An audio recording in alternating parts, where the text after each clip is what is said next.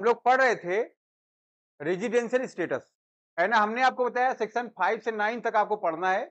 उसमें मैंने आपको बता दिया टोटल जो बेसिक चीजें थी। क्या क्या बता दिया था मैंने इसमें? मैंने आपको बता दिया था कि रेजिडेंस स्टेटस या रेजिडेंशियल स्टेटस जो होता है ये इंडिविजुअल और एचयूएफ का दो पार्ट में डिवाइड किया गया है। पहला क्या था? रेजिडेंट। दूसरा क्या था आपका? रेजिडेंट में दो पार्ट डिवाइड है, एक है ओआर ऑर्डिनरी रेजिडेंट, दूसरा क्या था आपका? एनओआर नॉन ऑर्डिनरी रेजिडेंट, है ना। हम लोग बात करते सलमान खान की, विराट कोहली की, ठीक है ना, जैकलीन फर्नांडिस की, ठीक है। तो ध्यान रखोगे उन सब का बात यहाँ पर हो गया था। फिर हम लोग बात की थी चार्ट का। देखोगे जब भी आप देखोगे इंडिविजुअल और एचयूएफ जो होते हैं वो होते हैं रेजिडेंट और नॉन रेजिडेंट। इनके रेजिडेंट के दो पार्ट है, एक ओआर और एक एनओआर।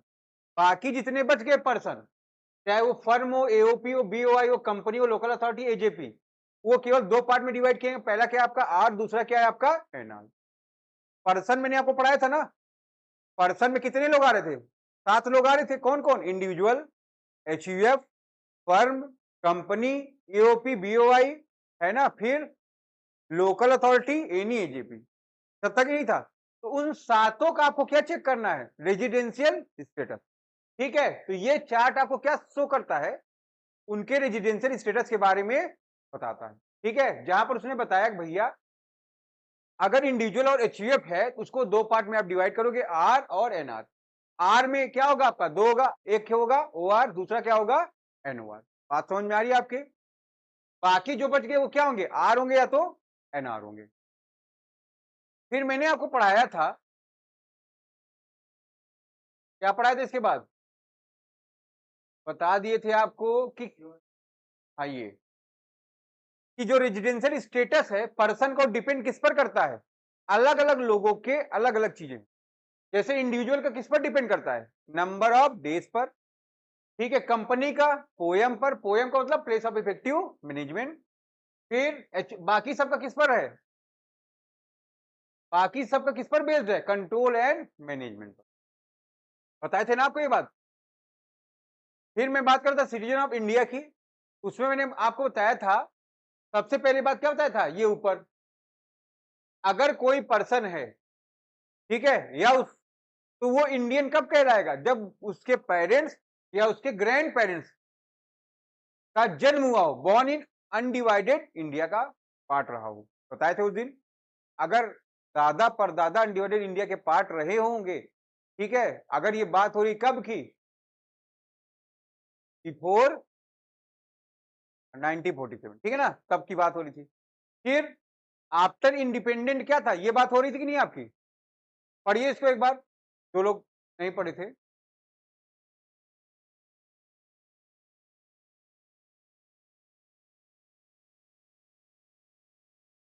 यहाँ ध्यान दीजिए प्रदीप, जो पढ़े हैं आप।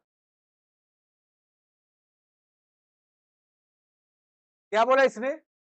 बोला पर्सन बॉर्न और आफ्टर 26 जैन 1950। अगर वो ऐसा कोई पर्सन है 26 जैन 1950 के बाद बॉर्न कर रहा है और 1 जुलाई 1987 तक, तो क्या करना है? वो सिटीजन ऑफ इंडिया होगा बाय बर्थ से। कब by? In respective of the citizenship of his her parents. यहाँ पर क्या है, आपको उसके पेरेंट्स को या उसके पेरेंट्स का रेजिडेंशियल स्टेटस चेक करने का रिक्वायरमेंट नहीं है। अगर आप 50 से 87 के बीच में इंडिया में बॉर्न करते हो, आप क्या कहलाओगे? रेजिडेंट का, या इंडियन सिटीजन कहलाएंगे आप। रेजिडेंट की बात तो अलग है, आप क्या कहलाएंगे? इंडियन सिटीजन कहलाएंगे। फिर यहाँ पर अगर 87 के बाद 2004 तक की बात है, तो आप सिटीजन ऑफ इंडिया कब कहलाएंगे? जब आपके पेरेंट्स, है ना, लिखा है ना, if either of his or her parents is a citizen of India at the time of his or her birth. अगर आपके जन्म के समय आपके पेरेंट्स क्या हो? इंडियन हो। इंडियन कब रहेंगे? जब वो इंडियन का को क्या फॉलो कर रहे होंगे? क्या फॉलो कर रहे हो भाई? सीओआई को, मतलब सिटीजनशिप ऑफ, ठीक है। फिर बात करता है ये 2004 से अब तक का सिटीजन ऑफ इंडिया होगा। कब होगा वो? जब उसके पेरेंट्स सिटीजन ऑफ इंडिया हो eight the time of birth. तो कहने का मतलब आप सिटीजनशिप या आपके पास सिटीजनशिप कब होगी? जब आपके जो पेरेंट्स हैं वो क्या फॉलो कर रहे हो, सिटीजनशिप ऑफ इंडिया का रूल फॉलो कर रहे हो, ठीक है ना। अगर वो सिटीजन है तो आप भी क्या बनेंगे, है ना। आपके बॉर्न के समय उनके पास सिटीजनशिप कहां की होनी चाहिए, जरूरी नहीं कि दोनों लोग के पास हो। अगर किसी एक के पास भी तो आप क्या बन जाओगे, सिटीजनशिप ऑफ, ठीक है, आपके पास सिटीजनशिप हो जाएगी, कोई दिक्कत यहां तक। अब देखो फिर मैं बात कर रहा था इस चार्ट की,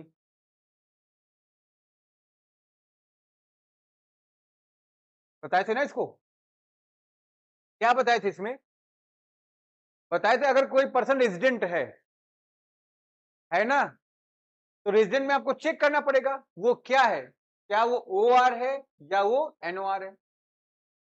तो ओ आर कब था वो, अगर कोई पर्सन एक बेसिक दो एडिशन कंडीशन को कम से कम फुलफिल करे, या आप दो बेसिक दो एडिशन को फुलफिल करोगे क्या बन जाओगे, ओ आर। ऐसा कोई पर्सन है जो एक बेसिक या दोनों बेसिक को फुलफिल करता है लेकिन वो एडिशनल कंडीशन दो से कम या ना करता हो, तो वो क्या बन जाएगा, नॉन ऑर्डिनरी रेजिडेंट, है ना। तो कहने का मतलब अगर आपको आर में रहना है तो आपको बेसिक कंडीशन को फुलफिल करना ही करना पड़ेगा, ठीक है। फिर मैं बात कर रहा था आपको, अगर कोई एनआर है, एनआर कब होगा, जब वो बेसिक कंडीशन को फुलफिल नहीं करेगा, वो दोनों एडिशन फुलफिल करेगा, एक करे या कोई भी ना करे, क्या बन जाएगा वो। बातें समझ में आई थी आपके उस दिन, लेक्चर अपलोड रहता है देखते क्यों नहीं हो। यहां पर देखिए आप, बताया गया है कंडीशन को,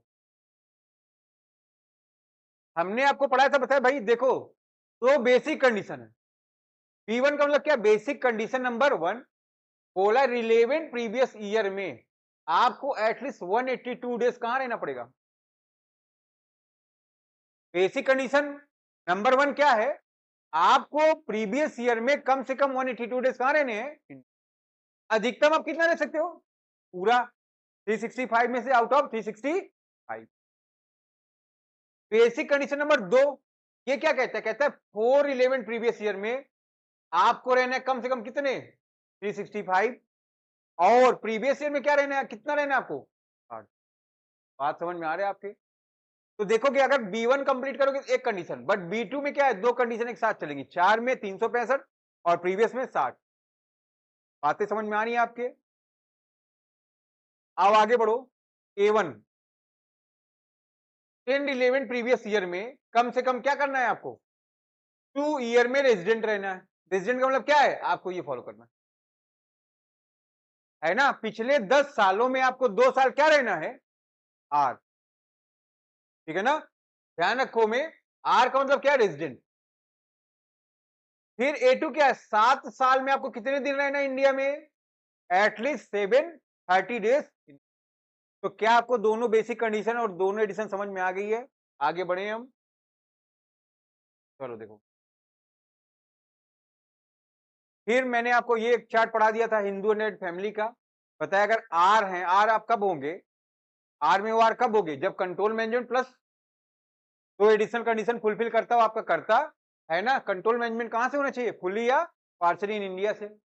फिर मैंने आपको पढ़ाया एनओआर कब हो गया, आप कंट्रोल एंड मैनेजमेंट कहां से है, इंडिया से है, लेकिन दोनों एडिशनल कंडीशन को करता फुलफिल ना कर रहा हो। फिर एनआर कब होगा, कंट्रोल और मैनेजमेंट ही आउटसाइड इंडिया से, क्या हो जाएगा वो एनआर हो जाएगा। फिर कंपनी का मैंने पढ़ाया था आपको स्टेटस, इसमें क्या बताया, अगर कोई इंडियन कंपनी है वो हमेशा क्या होगी, रेजिडेंट होगी, है ना। अगर अदर कंपनी है तो पोयम अगर इंडिया से तो क्या बन जाएगी वो, अगर उसका पोयम इंडिया से क्या बन जाएगा वो, आर बन जाएगा, रेजिडेंट बन जाएगा। लेकिन अगर उसका कंट्रोल मैनेजमेंट आउटसाइड इंडिया से है तो क्या बन जाएगा, एनआर बन जाएगा। पोयम का मतलब क्या था, प्लेस ऑफ इफेक्टिव मैनेजमेंट, जहां से उसके कमर्शियल डिसीजन लिए जा रहे हैं, ठीक है।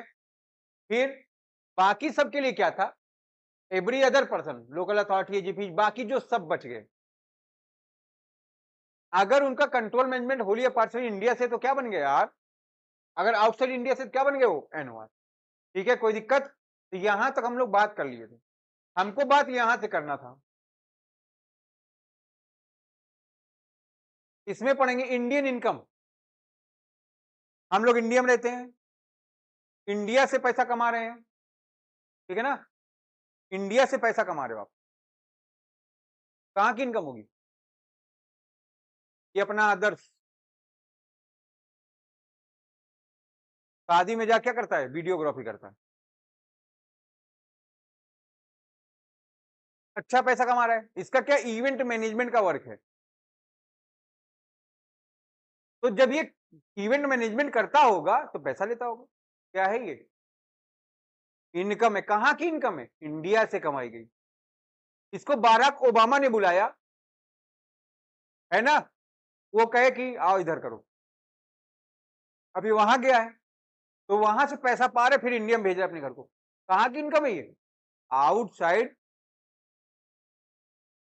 तो पढ़ेंगे इंडियन इनकम, इनकम रिसीव और deem to be receive in India, ठीक है ना? ध्यान दो, इनकम रिसीव और deem to be receive in India. अगर कोई इनकम इंडिया में रिसीव होती है, ये यहां काम कर रहा था, मान लो ये आईएएस में टॉप कर दिया, तो कहा इसको क्या बना दिया गया? Foreign ambassador. सॉरी, इसको क्या बना दिया गया? Foreign ambassador.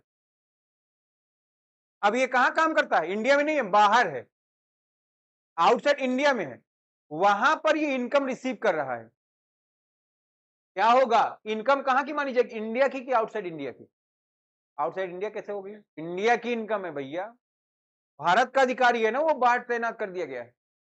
तो क्या मानोगे? Deem to be receive in India. तुम उत्तर प्रदेश पुलिस में भर्ती हो गई, तुमको बंगाल की खाड़ी खड़ा कर दिया गया है,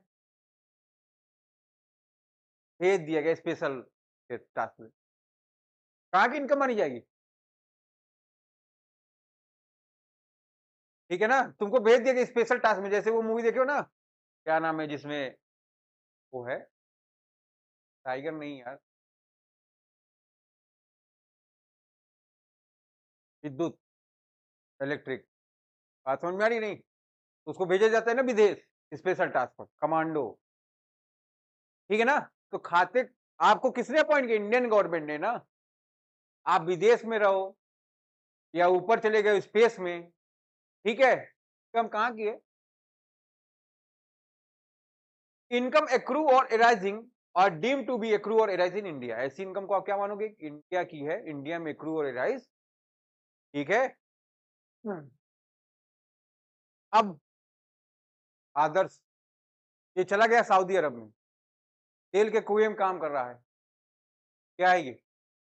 इंडियन इनकम है, आउटसाइड इंडिया की इनकम, ठीक है। तो ध्यान रखोगे, अगर हम लोग इंडिया में एक्रू और एराइज करते हैं इनकम को, तो क्या मानी जाएगी? ठीक है। लेकिन फॉरेन इनकम का मतलब क्या है? इंडियन इनकम को छोड़कर जितनी भी इनकम है वो क्या है? या ऐसी कोई इनकम जो इंडिया में एक्रू एराइज नहीं हो, सब इंडिया इनकम कहां की है? Foreign income. बात समझ गया?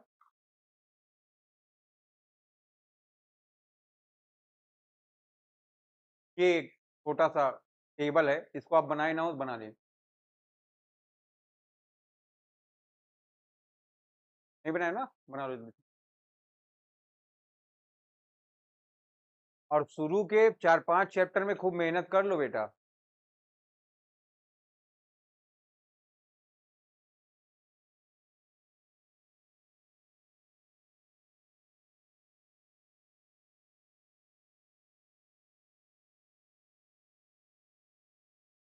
क्या बता?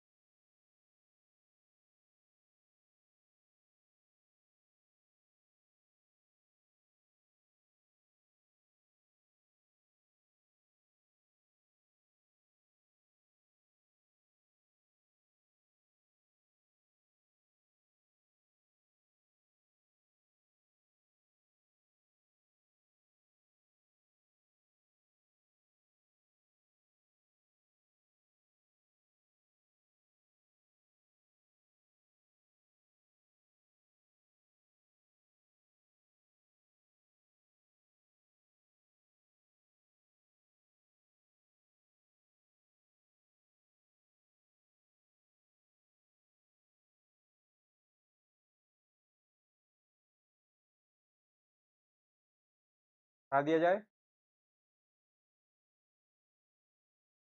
देखो, टैक्सेबिलिटी की जब मैं बात करता किसके किसके, इंडिविजुअल की और एचयूएफ की।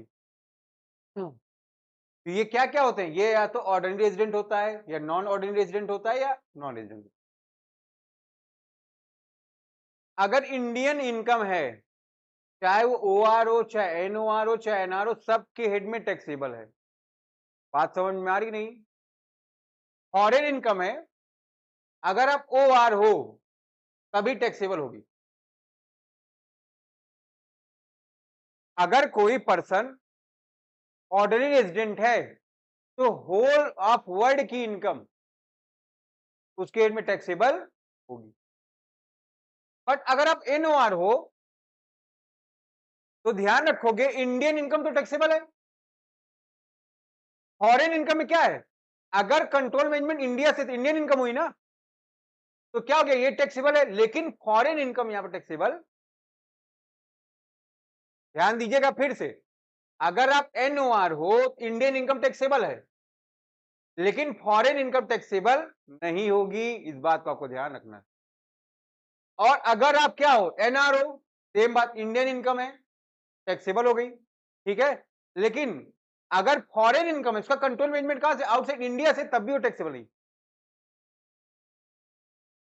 बात समझ में आई, क्योंकि तुम इंडियन तो हो नहीं अब, और ना यहां का स्टेटस फॉलो करे हो, ठीक है ना।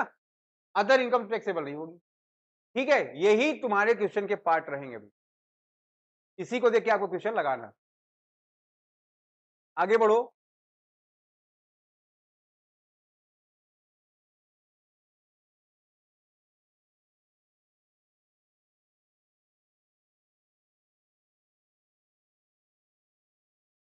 बाहर बाहर बाहर,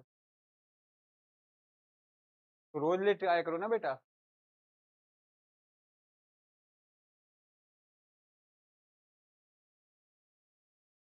ये देखें भाई, दूसरे चार्ट को देखो, taxability of income for other SSC. देखेंगे अदर एसएससी मतलब हिंदू अनडिवाइडेड फैमिली और इंडिविजुअल को छोड़कर, या इंडिविजुअल और एचएफ को छोड़। देखो, अगर इंडियन इनकम है टैक्सेबल है सबके लिए, चाहे वो इंडियन हो, अगर आर हो तो चाहे इंडियन हो चाहे फॉरेन हो, आपको सब taxable.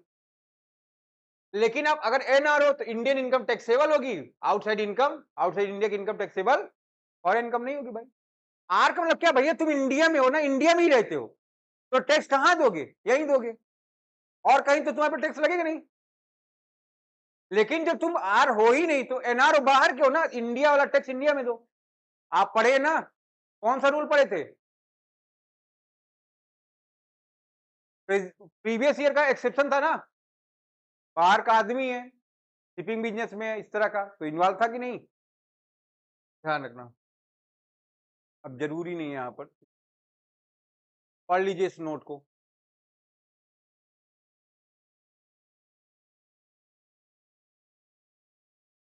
Income receive means receive for the first time after receiving income outside India. बाहर हो, इनकम मतलब क्या है, तुमको पैसा मिला, आउटसाइड इंडिया मिला है ना, तो कहां की इनकम है वो, आउटसाइड इंडिया की इनकम। लेकिन अगर तुम इंडियन एम्बेसी से वहां अपॉइंट हो तो कहां की इनकम होगी, ठीक है। Subsequently it is remitted into India, it can not be treated as receipt of income, ठीक है ना, और ये ट्रीट नहीं किया जाएगा, ठीक है। दूसरा पढ़िए,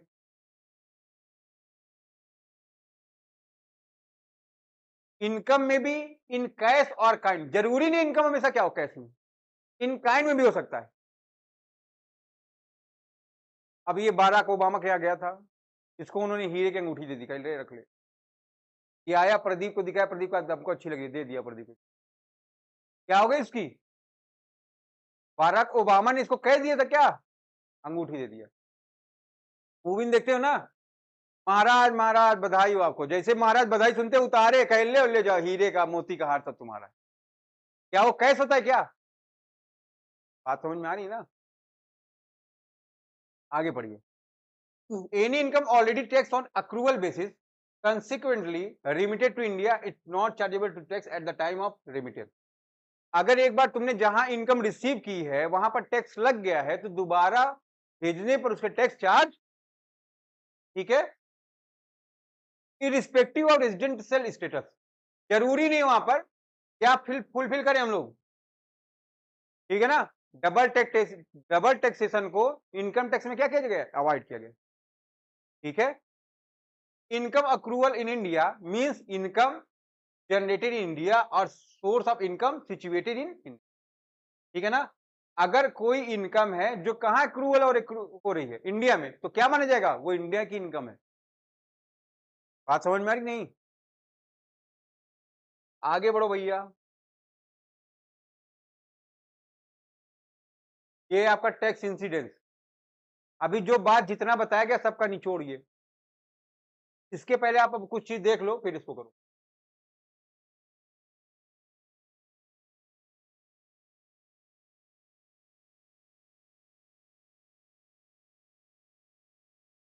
यही कंडीशन अभी बताई है, वही बात यहाँ पर लिखा गया है, ठीक है ना। तो इसको अलग से बताने का कोई रिक्वायरमेंट है नहीं, लिखा गया, नोट्स भेजा गया, आप उसको एक बार पढ़िएगा। पढ़िए टैक्स इंसिडेंस, लिखा income receive in India. Income कहां रिसीव कर रहे हो आप, वेदर अक्रू और अराइज इन इंडिया और आउटसाइड इंडिया। अगर आपको इंडिया में रिसीव हुई है इनकम, एक्रू और अराइज कहां से है, इंडिया से हो या आउटसाइड इंडिया से हो, अगर ओ आर हो तब भी टैक्सेबल है, एन ओ आर हो तब भी टैक्सेबल है, और एन आर ओ तब भी टैक्सेबल है। क्यों, क्योंकि इनकम कहां की मानी गई, इनकम डीप्ड इन इंडिया और आउटसाइड इंडिया, वेदर अक्रू और अराइज इन इंडिया और आउटसाइड इंडिया। क्या भैया, यहां पर तो इंडिया में रिसीव ही हुई थी, यहां पर क्या है, डीम्ड इन इंडिया, माने हो कि इंडिया में रिसीव हुई है, तभी वो एक्रू अराइज कहां माना जाएगा, इंडिया में माना जाएगा। और तीनों केस में क्या होगा, दोनों ऊपर और ये बात एक ही है। इनकम अक्रूइंग और arising in India, whether receive in India और आउटसाइड इंडिया। आप कह रहे इनकम जो है एक्रू और एराइज कहां से हो रही है, फॉरेन एम्बेसी में हो, इंडियन गवर्नमेंट पेमेंट करी, कहां की इनकम है, इंडियन इनकम।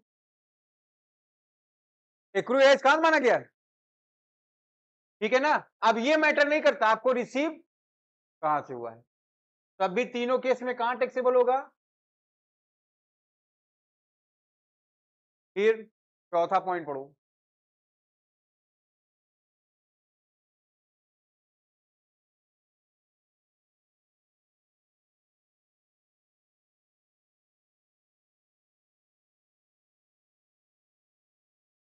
क्या लिखा है, इनकम डीम टू एक्रू और arise in India, whether receive in India और आउटसाइड इंडिया। इनकम डीम्ड और एक्रू मतलब माना गया कि इंडिया में एक्रू है और एराइज है, वेदर रिसीव, अब चाहे इंडिया में रिसीव हो चाहे ना रिसीव हो, तो इंडियन इनकम हुई कि नहीं, और कहां टैक्सेबल है, तीनों जगह। भाई इंडियन इनकम है, तीनों लोग क्या करेंगे, टैक्स दोगे कहां पर, इंडिया में। पांचवें में क्या है, इनकम रिसीव एंड एक्रूड और arise outside India from a business, यहां पर बिजनेस इनकम है, इंडिया में नहीं मिली है, बाहर मिली है, लेकिन उस बिजनेस का कंट्रोल मैनेजमेंट कहां से था, इंडिया से था।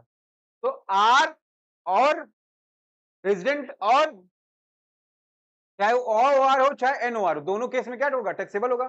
कहां पर, है ना, चाहे वो ओ आर हो चाहे एन ओ आर हो, बट एनआर के केस में नहीं होगा। छठा पढ़िए, इनकम रिसीव एंड एक्रू और arise outside India from business control from outside India. अभी बाहर की इनकम है, कंट्रोल मैनेजमेंट कहां से इसका, आउटसाइड इंडिया, तो केवल कहां टैक्सेबल होगा, आर के केस में, ठीक है ना, आर में, ओ आर के केस में, ठीक है। एन ओ आर और एनआर के केस में क्या है, नॉट टैक्सेबल, क्योंकि ये बाहर की इनकम है ना, बाहर की इनकम केवल आर के केस में टैक्सेबल होगी, ठीक है ना। आर का कौन सा, ओ आर, केवल ओ आर, ऑर्डिनरी रेजिडेंस में। सतवा आठवां पढ़ो,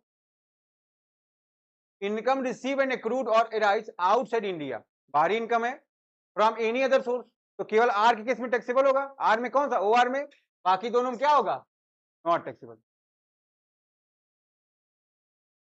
8वां देखो, income accrued or arise and receive outside India in earlier year.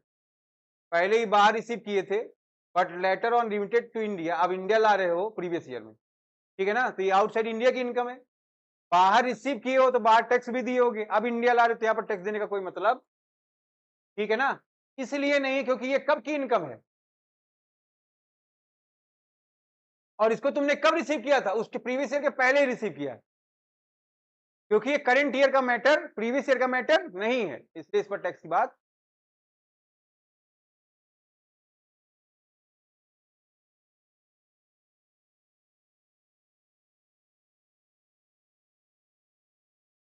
तो ये इतनी बात है आपकी थ्योरेटिकल,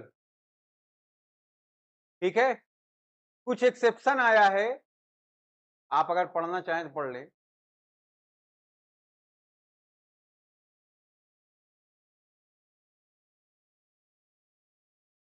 दिख रहा है ये,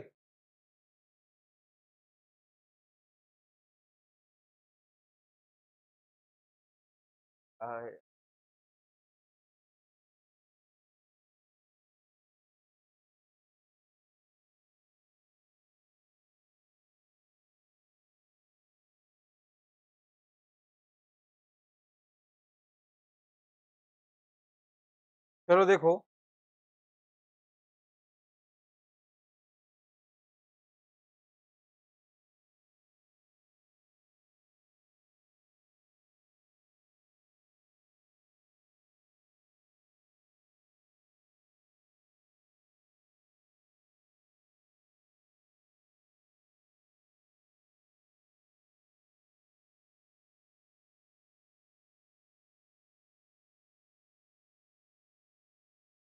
पढ़ो भाई इसको। लिखा है सेक्शन 618 डीम्ड रेजिडेंट, जो रेजिडेंट है नहीं, लेकिन डीम्ड मतलब क्या है, माना गया उसको रेजिडेंट। अमेंडमेंट आया था finance act 2020 with effect from assessment year 21-22 में। Notwithstanding anything cannot in section 61 in case of Indian citizen। पढ़िए भाई।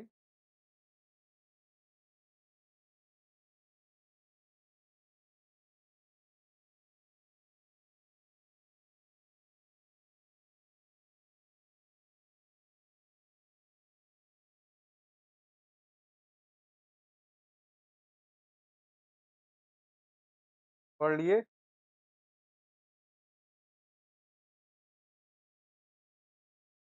दिख रहा है आप सफा।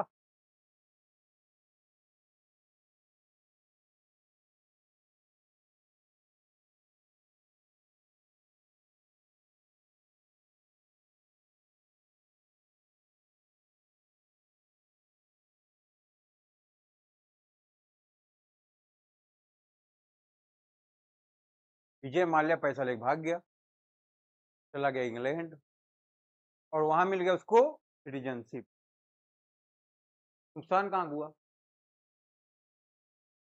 अमेंडमेंट क्या बनाए, पढ़ो।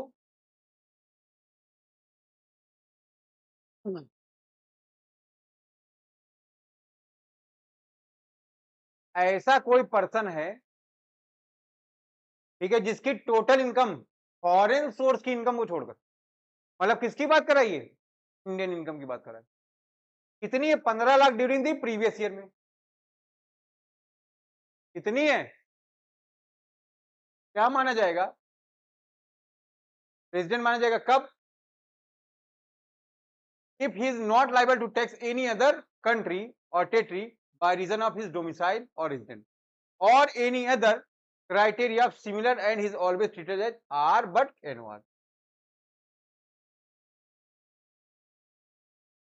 ऐसा कोई आदमी है जिसकी इनकम 15 लाख है, उसमें फॉरेन सोर्स की इनकम इंक्लूड, और ऑल ओवर वर्ल्ड में वो कहीं टैक्स नहीं दिया है, और अगर वो चाहे तो क्या बन सकता है, रेजिडेंट बन सकता है, लेकिन कभी भी वो ऑर्डिनरी रेजिडेंट। ऐसा क्यों गवर्नमेंट कर रही है, आप भाग रहे थे पैसा ले लेके, दूसरे कंट्री में इन्वेस्ट कर रहे थे, अब आप क्या करेंगे, ना भागो, आओ इधर ही।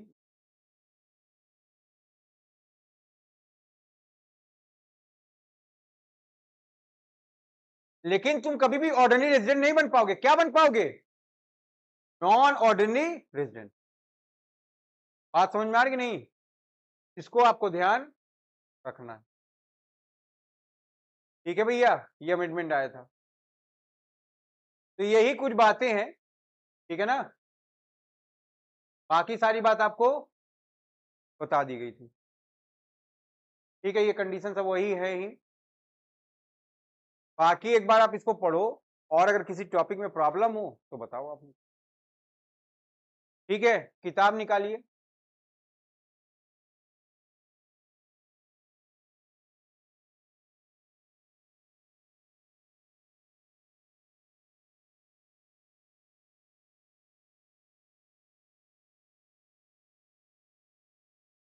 क्या बोला गया है?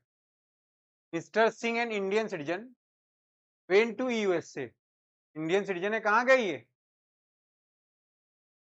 कब गए भाई?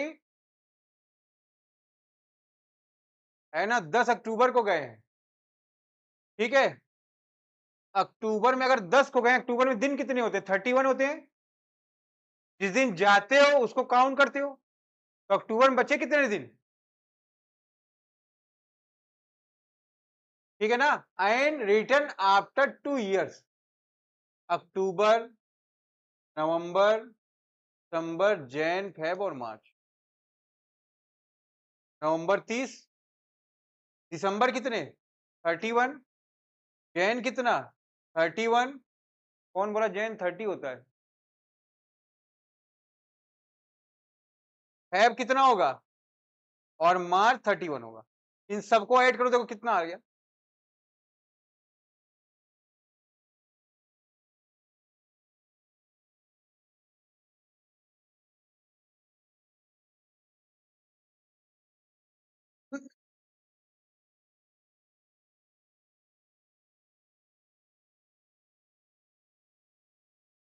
कितने हो गए भाई? 73।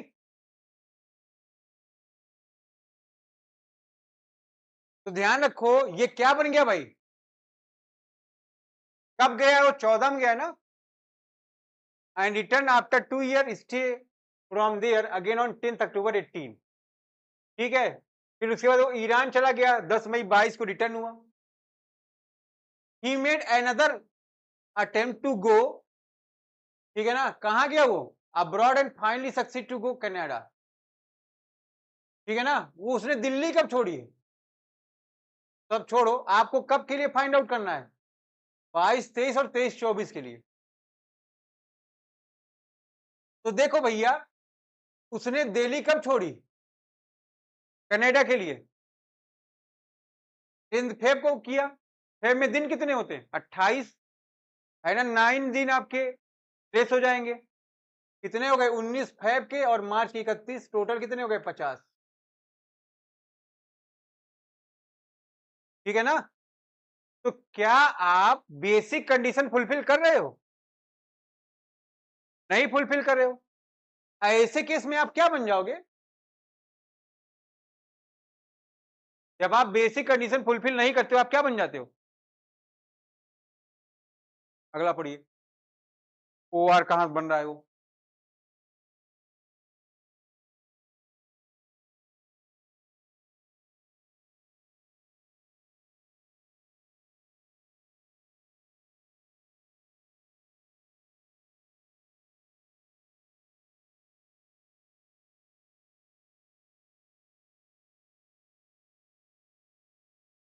सिक्स वन ए का भी पढ़ाए थे ना, 15 लाख हो कहीं ना हो, तो उससे मतलब नहीं है। अभी आप केवल इतना जानो, ये क्या है आपका? एनआर है। एनआर क्यों भैया? क्योंकि बेसिक कंडीशन ना फुलफिल करा है, एडिशनल की तो बात ही छोड़ो। नंबर 4 पढ़े, मिस्टर विनायक।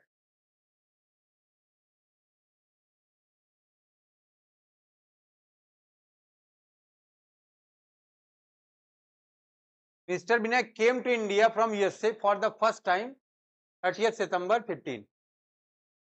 पहली बार ये आए 30 सितंबर 15 में।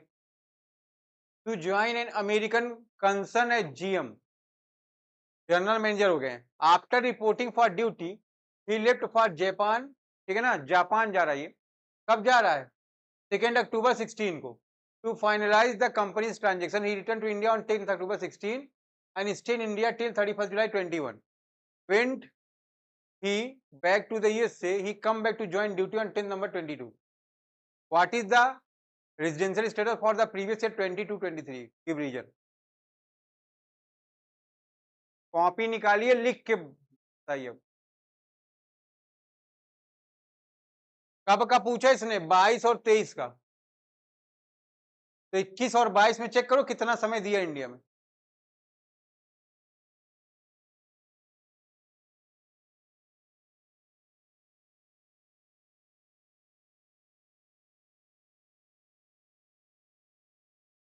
ये जब इंडिया आया, स्टेट इंडिया टिल 31 जुलाई 21 तक, तो अप्रैल में पूरा रहा वो 30 दिन,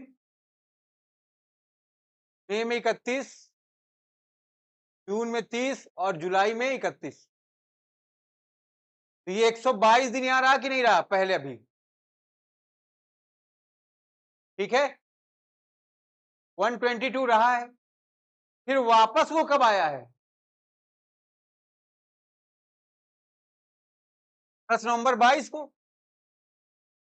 अगर ये ईयर आपका अप्रैल 21 से स्टार्ट हो रहा है तो 22, ठीक है ना, मार्च 22 में खत्म होगा। तो ये मार्च 22 के बाद की बात हो रही कि नहीं? ठीक है, उसके पहले चेक करो। ये 10 नवंबर जो 2022 है में कवर होगा?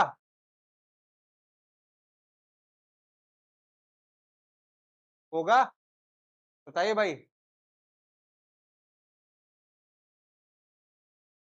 नहीं, हम वो नहीं कह रहे हैं। जैसे ये 31 जुलाई को चला गया, जुलाई, अगस्त, सितंबर, अक्टूबर, नवंबर, दिसंबर, जैन, फेब और मार्च। ये कब था? 2021 था ना? ये 2022 हो गया कब का? मार्च का। तो क्या ये 10 नवंबर 22 इसमें कवर होगा? नहीं कवर होगा। तो क्या ये बेसिक कंडीशन नंबर 1 फुलफिल किया? नहीं किया? किया? 182 डेज है ना, तो फुलफिल किया? नहीं किया? सो रहे उसी में बैठ के।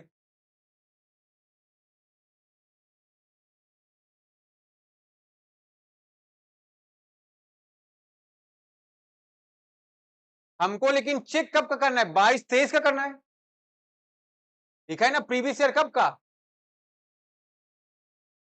22-23 का मतलब क्या है जरा आप देखिए। 1 अप्रैल 22 से लेकर 31 मार्च 22 तक की बात करें कि नहीं? 12 महीने होगा कि नहीं? अब इसके बीच में चेक करो भैया, वापस कब आए? 10 नवंबर को आया ना? तो नवंबर में वो कितना दिन रहा इंडिया में? नवंबर में 30 दिन होते हैं, 10 को आया 21 दिन रहा, दिसंबर में 31, जैन में 31, फेब में 28 और मार्च में 31। टोटल करिए इसका।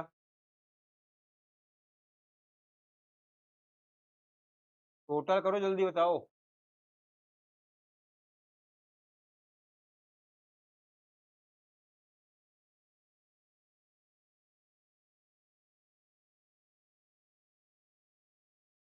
ये आपका 142 आ गया। तो बेसिक कंडीशन नंबर 1 सेटिस्फाई किया? नहीं किया। अब आप बेसिक कंडीशन नंबर 2 चेक करिए, वो सेटिस्फाई कर रहा है। 142 और 122 पिछले साल में था।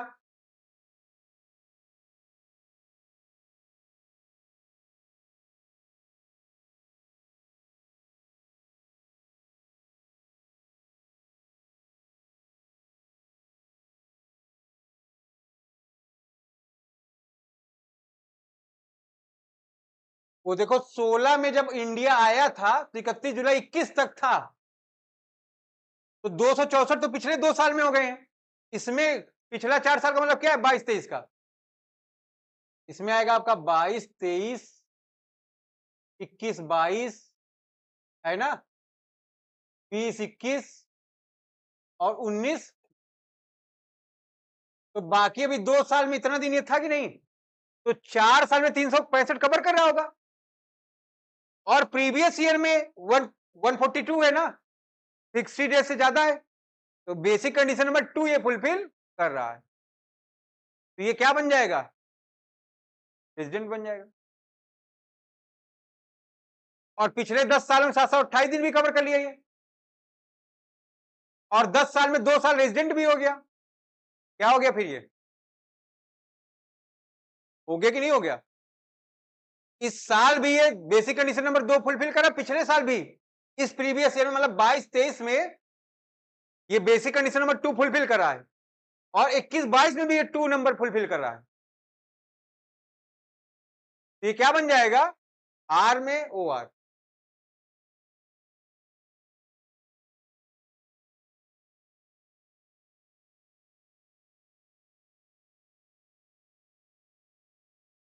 पांचवा पढ़ो, करो अपने से, करो बताओ, से पूछेंगे वही बताएगा।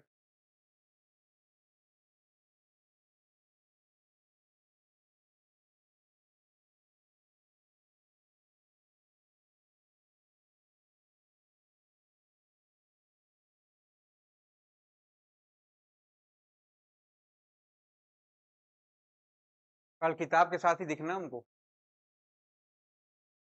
बता रहे हैं जो, अदरवाइज में कल एंट्री क्लास बंद रहेगी।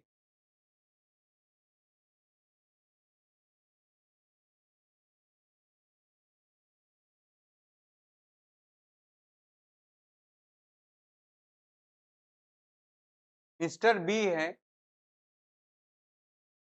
a married citizen of India left the Germany for the first time, कब, 15/9/21 on a business trip। वो वापस रिटर्न कब है इंडिया, 5/6/22 को। During his absence from India he maintain a duelling house for himself in Kolkata. What will be his residential status for the assessment year 23-24। कब वापस आया था भैया वो, अगर हम असेसमेंट ईयर 23-24 है तो प्रीवियस ईयर क्या होगा, 22-23, अप्रैल, मई, जून, जुलाई, अगस्त, सितंबर, अक्टूबर, नवंबर, दिसंबर, जैन, फेब और मार्च। कब आता है ये, छठे महीने में आ रहा है, 3 हो गया, 4, 5, 6 आ रहा है। कब आ रहा है ये,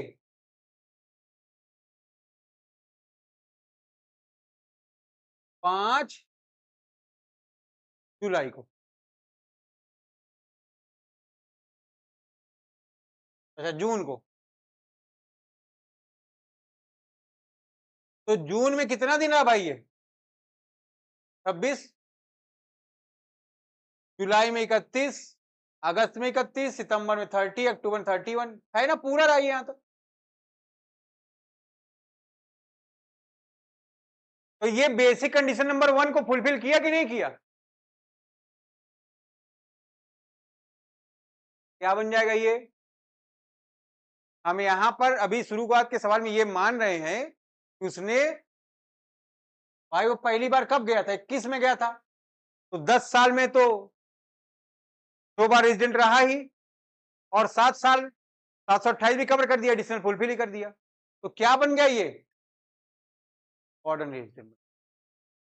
प्रदीप बात समझ में आ रही नहीं तुम्हारे, खड़े हो जाओ और गोला मार के टहलो। और एक बात ध्यान रखना कि सारे जो चैप्टर है एक दूसरे से कनेक्टेड हैं। क्या तुमको कितने महीने में दिन होते नहीं पता क्या, तो फिर जब वो आ रहा है तब से लेके कैलकुलेट करके काउंट नहीं कर पा रहे हो क्या, तो बैठ के लाइन तो खींच नहीं पा रहे हो, खींच के उसमें मंथ बनाओ कौन सा कितना है, बैठे हो लेके ना।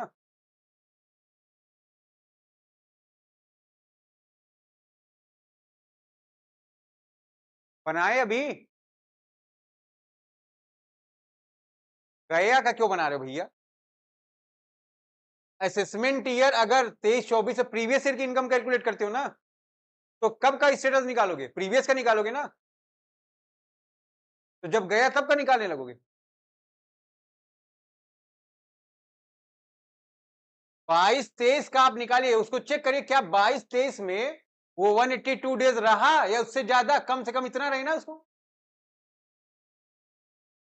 तो निकालिए, कायदे से बनाइए, चेक कर रहे हैं हम सबको।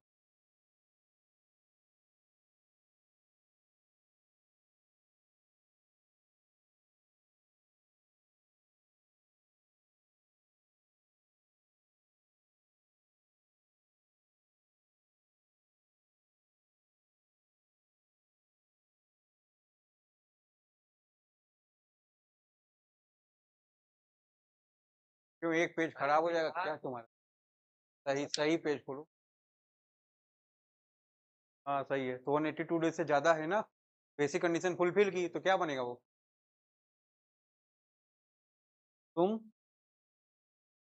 यार हमसे दिखे, नंबर ऑफ डेज बताओ कितने आए? 245 आए हमारे हुए।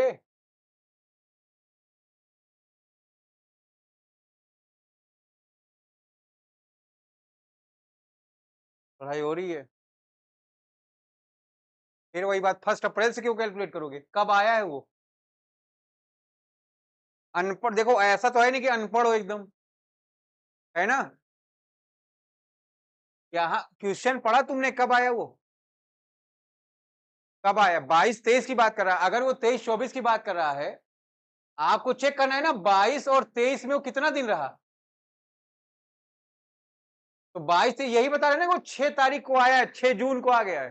तो कब से काउंट करोगे तुम? 1 अप्रैल से काउंट करने लगोगे? अरे हर चीज का एक सींग और पूंछ होता है, जहां तुम्हारा मन कर देगा वहीं कैलकुलेट करने को क्या।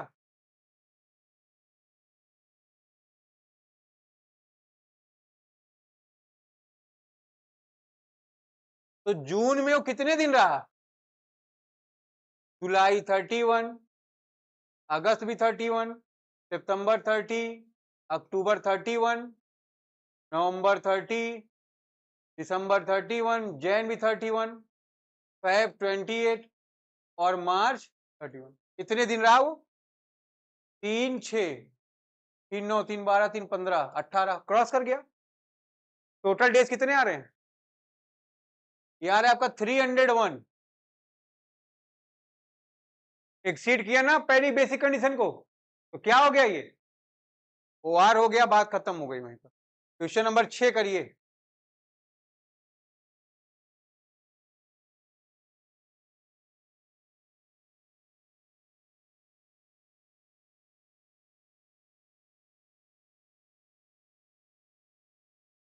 ये इस किताब में जो क्वेश्चन दिया गया थोड़ा सा अटपटा है, अपना किताब लेके आओगे उसमें अच्छे से दिया है।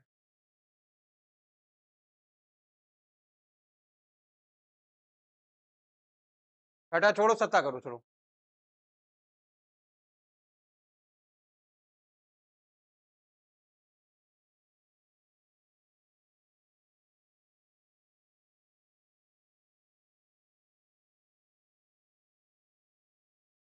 ये ऋषभ है मान लो।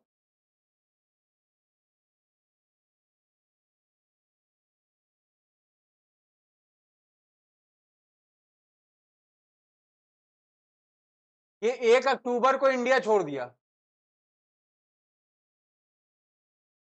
ठीक है ना, बिजनेस पर्पज, जॉब पर्पज, कुछ भी हो गया, ठीक है ना। आप बताओ क्या है ये, आर है, आर में ओ आर है या एन ओ आर है या ये एन आर है? बताइए, खड़े हो जाइए, पहले तो खड़े हो जाओ। बीकॉम थर्ड ईयर में आ गए हो, थोड़ा माइनर सीख लो कि आंसर कब और कैसे दिया जाता है। बताइए। 1 अक्टूबर लिखा भैया ये।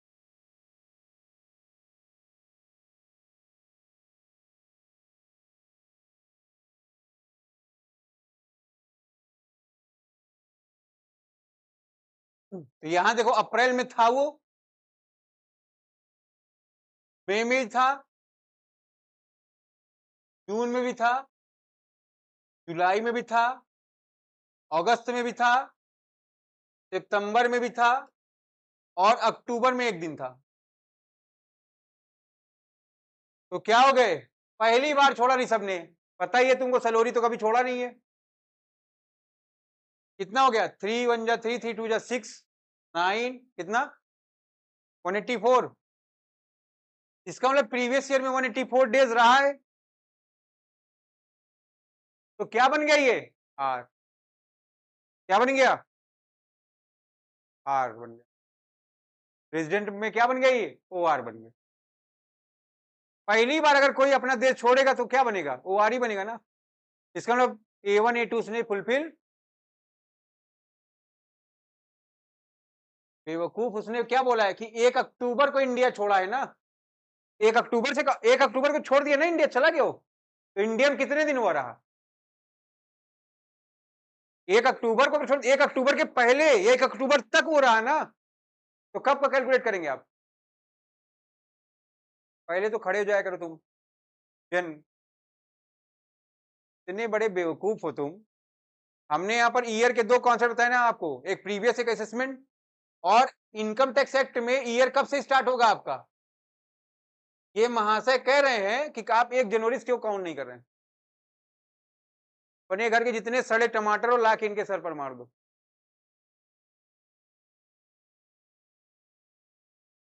बैठ जाओ।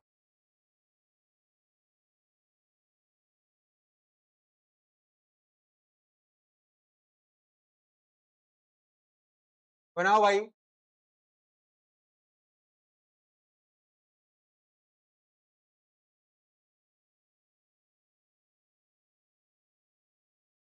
मिस्टर शिवांश हैं।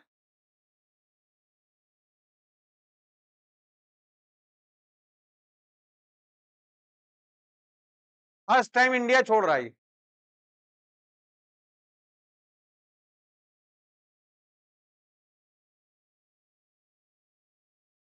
कब छोड़ा? तुम ही बता दो, वही सवाल बना दे हम।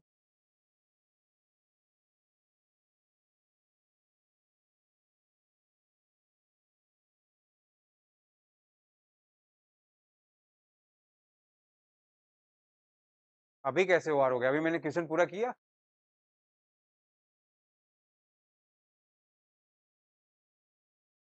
केम ऑन इंडिया ऑन 31 दिसंबर 2023।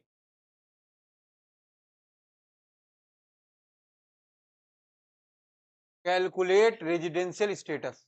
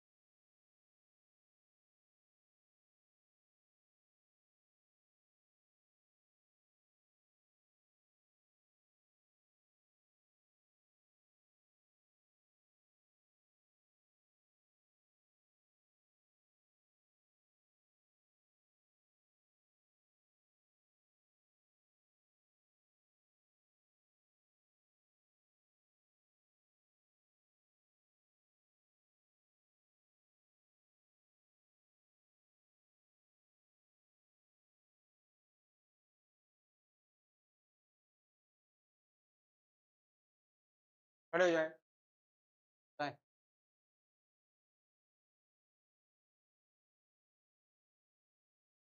बाहर से तो मतलब नहीं तुम्हारा। बाहर से तो तुम्हारा मतलब है नहीं कि अगर कोई आदमी लंदन में है तो इंडिया में काउंट कर लोगे क्या तुम? कब काउंट करेंगे आप? जब वो इंडिया में होगा। आपको मैंने क्या बताया, पहले आप ये लाइन खींचो, 12 महीने इसमें लिखो, अप्रैल मई जून जुलाई अगस्त सितंबर अक्टूबर नवंबर दिसंबर जैन फेब। कब उड़ा वो? इंडिया कब छोड़ा? 6 जून को। इसका मतलब पूरा अप्रैल वो था। इसका मतलब पूरा मई वो था। और जून में कितना था? 6 दिन। जुलाई नहीं था, अगस्त नहीं था, सितंबर नहीं था, अक्टूबर नहीं था, नवंबर नहीं था, फिर दिसंबर में कितने दिन? फिर जैन 31, फेब 28, मार्च 31। आपको इसमें कोई तकलीफ है? तो काहे आप इतना तकल्लुफ उठा रहे हैं?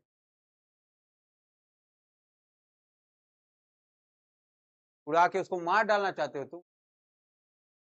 बात समझ में आ रही नहीं आ रही है? पहले आप 12 महीना बनाओ, जितने दिन था नंबर ऑफ डेज लिखो, जिसमें नहीं था कट करो। इतना तो करे, इतना अगर क्लास 1 के बच्चे को समझाया जाए तो कर लिया जाएगा। कितने दिन हो गई है? 67 डेज ही हो गए। 90 ये हो गया, 91 ये हो गया, है ना? इतना ही तो हुआ। तो 9 6 15, 158 हो गया ये। क्या है ये आर है, आर में ओ आर। मैंने बोला पहली बार इंडिया छोड़ा है, फर्स्ट टाइम, ये लिखा भी है मैंने। तो बेसिक कंडीशन नंबर 1, ध्यान रखो कि हमारी बात को ध्यान दीजिए आप।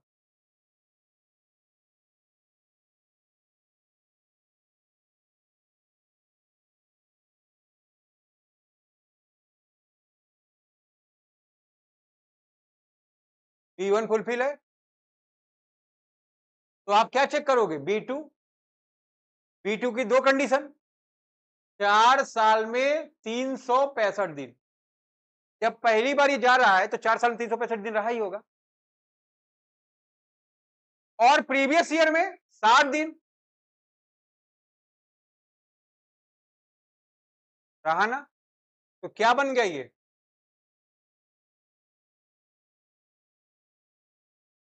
बात समझ में आ रही है आपके? बैठ जाओ।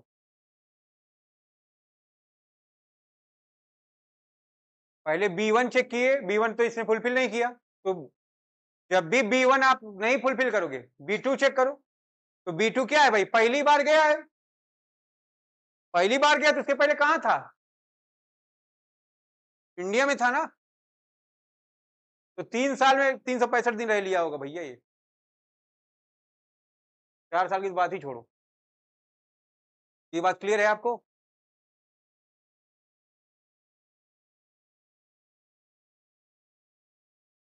आ जाइए, दूसरा सवाल लिखिए।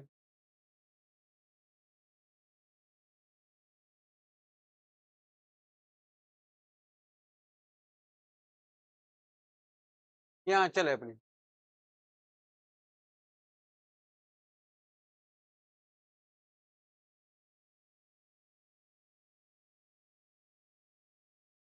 अब देखो,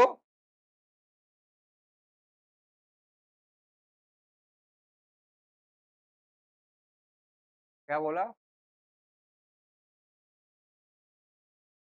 लेकिन तुम बिल्कुल अच्छे नहीं लग रहे हो, नालायक कहीं की। इधर देखो,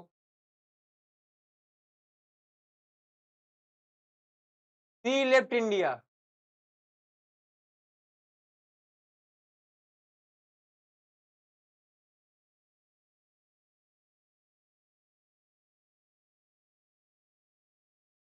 कब? 1 जुलाई।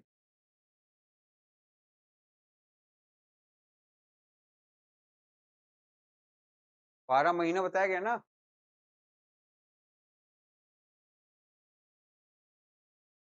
एंड रिटर्न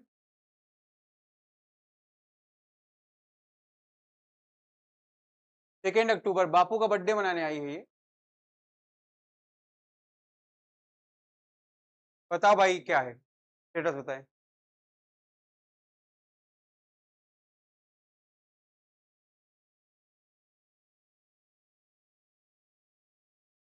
अब कुछ नहीं लिखा है तो 23 ही मानना है। क्यों कॉपी में कलम नहीं चल रही है तुम्हारी? लाइन खींच के मंथ लिखो, लिखो जल्दी। तो तुम क्यों नहीं लिख रहे हो? जल्दी लिखो, जल्दी लिखो। लिखो, कॉपी ओपन करो।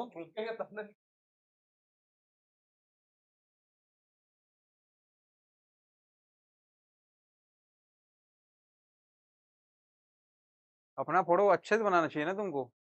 अपना भी फोटो कोई इतना बेकार बनाता है क्या?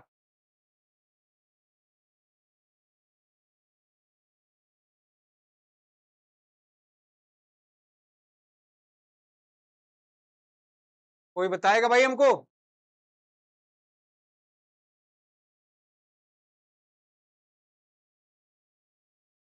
क्या इसने B1 फुलफिल किया, B2? अप्रैल, मई, जून, जुलाई, अगस्त, सितंबर, अक्टूबर, नवंबर, दिसंबर, जैन, फेब और मार्च। क्या करेंगे आप?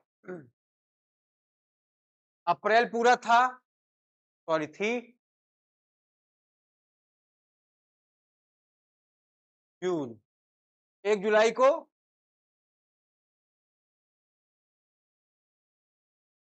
फिर अगस्त, सितंबर नहीं, ये 2 अक्टूबर को वापसी होगी। मतलब अक्टूबर में 30 डेज, नवंबर में 31, ठीक है, जैन में 31, फेब में 28, मार्च। नंबर ऑफ डेज कितने आ गए टोटल? केवल घूमने के पर्पज से गई थी ये।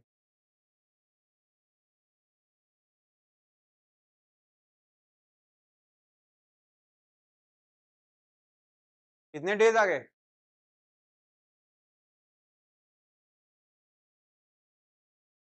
कैसे 92 डेज हो गए ना ये।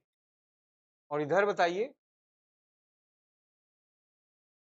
इधर कितने हो गए?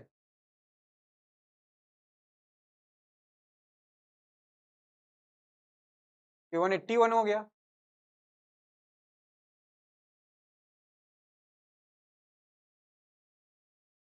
लगभग 273 डेज है। तो B1 फुलफिल है, क्या बन गई है? ऑर्डिनरी। आर में क्या बन गई? OR। बात समझ में आ रहे हैं यहां तक आपके? यहां तक बात समझ में आ रही नहीं आपके? कोई दिक्कत? तो आज की बात यहीं तक है। किताब लेके सब लोग आएंगे, आगे काम बनेगा। किताब लेके नहीं आओगे, बैठने नहीं देंगे हम क्लास में।